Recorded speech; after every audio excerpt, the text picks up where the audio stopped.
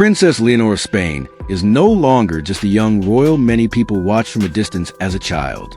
She is now stepping more clearly into the future of the Spanish monarchy, and that shift is exactly why interest in her life keeps growing. As the heir to the Spanish throne, Leonor represents continuity, duty, and a more modern image of royalty at the same time. With every public appearance, every formal speech, and every stage of her preparation, it becomes easier to see how carefully Spain is shaping its future queen.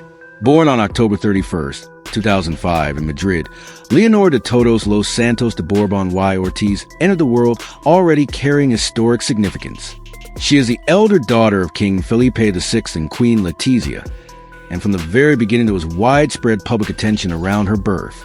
That interest only grew stronger when her father became king in 2014, because from that moment Leonor's place in Spanish royal history became even more important. As the eldest child of the monarch, she became the clear heir apparent, placing her at the center of the monarchy's future in a very visible way. Leonor's younger sister, Infanta Sofia, has also become a familiar figure to royal watchers, and the bond between the two sisters has often been noted during public appearances. They have appeared together at official events with a natural closeness that has helped shape the public image of Spain's younger generation of royals. Even so, there has never been much confusion about Leonor's unique role. From a very young age, it was understood that her life would be structured differently, with increasing responsibility as she grows into the position she is expected to one day hold. One of the most interesting things about Princess Leonor's public image is how carefully it has been built. King Felipe and Queen Letizia have long tried to balance visibility with protection. They did not rush her into constant exposure. Instead, her appearances were introduced gradually, giving the public time to become familiar with her, while also allowing her to develop away from non-stop media pressure. That controlled approach has helped her project calm, seriousness, and maturity rather than the kind of overexposed celebrity image that can sometimes overwhelm younger royals. Her education has played a major part in that development. Leonor first studied at Santa Maria de los Rosales School in Madrid, the same school attended by her father. That detail mattered symbolically, because it connected her path to an existing royal tradition while also keeping her grounded in a familiar educational environment. During those years, she developed a reputation for being academically strong and disciplined, while still maintaining a relatively low-key public presence. That combination of intelligence and restraint has remained central to the image she carries today. Later, her education took on a more international dimension when she enrolled at UWC Atlantic College in Wales. That decision attracted a great deal of attention because the school is known globally for its focus on leadership, cross-cultural understanding, and international responsibility. For a future queen, that environment made complete sense. It signaled that Spain was not only preparing Leonor for ceremonial duties at home, but also for a broader global role. In an era when European monarchies are constantly adapting to changing expectations, sending the heir to such an institution felt like a deliberate step towards shaping a royal figure who could move confidently on the international stage. The choice of an international baccalaureate setting also reflected the monarchy's desire to position Leonor as a modern royal with a wider worldview. She is not being prepared only as a symbol of Spanish tradition, but as someone expected to understand contemporary issues, diplomacy, and the changing character of public leadership. That matters because modern monarchy, especially in Europe, depends heavily on relevance. A future sovereign must be able to connect with younger generations while still honoring centuries of history. Leonor's educational past strongly suggests that this balancing act is at the core of her preparation. That same pattern can be seen in her military training, which has become one of the most talked about chapters of her journey so far. In keeping with long-standing royal tradition in Spain, Princess Leonor began military instruction at the General Military Academy in Zaragoza. This stage of her life is not just ceremonial. It is deeply symbolic and politically meaningful. For the heir to the throne, military training represents service, discipline, and institutional continuity. It also mirrors the preparation once undertaken by her father, reinforcing the idea that she is following a path designed to make her fully ready for the role ahead. The significance of this training goes beyond image. By preparing across the armed forces, including the Army, Navy, and Air Force, Leonor is being introduced to one of the key constitutional dimensions of the monarchy in Spain. This gives her a more serious profile than that of a young royal simply attending events and waving from balconies.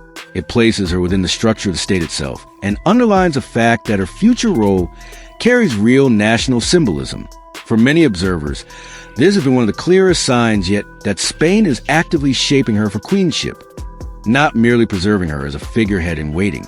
Her public speaking has also become a defining part of her emergence. One of the earliest moments that drew major attention came when she delivered a speech during commemoration of the anniversary of the Spanish Constitution. That appearance mattered not just because of her age, but because of the composure she showed. For a young royal, speaking in such a setting is more than a milestone. It is a test of confidence, poise, and credibility. Leonor passed that test in the eyes of many viewers, and the reaction helped strengthen the perception that she has a natural instinct for public duty. That impression deepened further the Princess of Asturias Awards, where she gave one of her first major addresses in a role closely tied to her own title. Those appearances have become especially important because they place her in a setting that combines culture, prestige, and institutional continuity. Every time she stands at that podium, the public is not only listening to a speech, they are seeing a rehearsal for the future. And so far, the response has generally been positive. Her delivery has often been described as clear, composed, and more confident than many would expect from someone her age. Another meaningful moment in her royal development came when she received the Order of the Golden Fleece, one of Spain's most prestigious honors, granted by her father. The distinction was rich with symbolism. It was not simply a decorative moment. It served as a visible recognition of her position within the monarchy and the state. Ceremonies like that matter because monarchy is built as much on symbolism as on constitutional function. Through these public rites, the message is reinforced that Leonor is not only the king's daughter, but the institution's future. As her visibility has increased, so has public discussion around her status as heir. Leonor holds the title Princess of Asturias, the traditional designation for the heir to the Spanish throne. Alongside that, she also carries several additional historic titles linked to Spain's royal and regional heritage. These titles are not just ceremonial labels. They place her within the wider historical fabric of the country and tie her to centuries of tradition. In a monarchy that must constantly justify its place in modern society, that historical continuity remains essential. Her position is particularly significant because she stands at the center of ongoing discussion about succession and modern royal identity in Spain. She is often described as the first female heir presumptive of the modern era in the country. That point matters because it has prompted wider attention to the way monarchy and gender intersect in Spain today. Even though the current system still reflects older succession rules, Leonor's role has already become a symbol of generational change. She embodies both continuity and evolution, which may be one reason she draws interest well beyond traditional royal audiences. Publicly, Leonor is often seen as disciplined, intelligent, and reserved.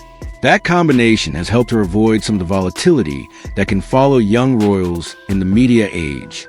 She does not project excess or impulsiveness. Instead, she appears carefully composed, with a seriousness that seems very much in line with the expectations placed upon her. Much of that likely reflects the influence of her parents, especially the effort they have made to protect a sense of privacy around their daughters, while still preparing them for public life. Queen Letizia's influence, in particular, is often noted in discussions about Leonor's presentation. Letizia's emphasis on professionalism, control, and image management appears to have shaped the way the princess engages with official duties. At the same time, King Felipe's example as a constitutional monarch has given Leonor a model rooted in stability and institutional restraint. Together, that parental influence has helped create a public figure who looks polished but not artificial, visible but not overexposed, modern but not detached from tradition. That balance may be one of the monarchy's greatest strengths right now. European royal families are under constant pressure to remain relevant without appearing performative. They are expected to preserve heritage while also reflecting modern values. In Leonor, Spain appears to be presenting a figure who can do both. She is connected to history, yet educated in a modern international environment. She participates in military tradition, yet speaks in a way that resonates with younger audiences. She holds historic titles, yet her public image is built around education, discipline, and service rather than untouchable grandeur. That is why so much attention is now focused on what comes next. Every stage of Leonor's life appears to be part of a broader plan, prepare her for queenship in a way that feels legitimate to today's Spain. Her academic training, her military instruction, her ceremonial roles, and her growing comfort with public responsibility all point in the same direction. This is not a loose or symbolic preparation. It is a structured royal formation designed to create a future head of state who can command respect in a complicated era. Her growing presence at state ceremonies has only strengthened that impression. Whether reading from the Constitution, attending official commemorations, or appearing at major national events, Leonor increasingly looks like someone being eased into a central institutional role rather than kept in the background. That visibility matters because monarchy depends on familiarity as much as mystery. The public needs to feel that they know the future sovereign, at least enough to trust the idea of that future. So far, the monarchy appears to be building that trust step by step. At the same time, Leonor also represents something broader than succession. She has become a symbol of a younger generation of European royalty that must operate very differently from previous ones. Today's heirs cannot rely on tradition alone. They are expected to be educated, socially aware, media savvy, and internationally credible. They must look prepared, not merely privileged. Leonor's path reflects all of those pressures, and in many ways, she seems to have adapted well to them. For Spain, that may be especially important. The monarchy has had to navigate periods of scrutiny, public debate, and institutional challenge. In that context, the image of a serious, prepared, and disciplined heir becomes a valuable asset. Leonor's emergence offers a monarchy not just continuity, but a chance to project renewal. She gives the institution a younger face without disconnecting it from its past. That combination can be politically and symbolically powerful. There is also a personal element that keeps public curiosity alive. Despite the formal structure around her, Leonor still carries a fascination that surrounds young royal figures coming of age under extraordinary expectations. People want to know not just what she represents, but who she is becoming. Every speech, every appearance, and every new phase of her training is watched for clues. That level of interest is not unusual for an heir, but in her case it feels especially strong because she stands at the intersection of tradition, gender, youth, and modern monarchy. What is becoming increasingly clear is that Princess Leonor is no longer being introduced to the public. That phase has passed. She is now entering the more serious stage of royal life, where preparation turns into visible responsibility. The image being built around her is one of steadiness, intelligence, and commitment. Whether in education, military service, or public duty, the message is the same. Spain is preparing her not simply to inherit a title, but to carry an institution. That is why Leonor matters so much right now. She is not only the future Queen of Spain, she is also a test of how monarchy can evolve while staying recognizably royal. Her life reflects a careful attempt to merge history with modern expectations, and so far that effort appears to be working. She represents continuity, but she also represents adjustment. She is traditional in role, modern in preparation, and increasingly central to the monarchy's long-term future.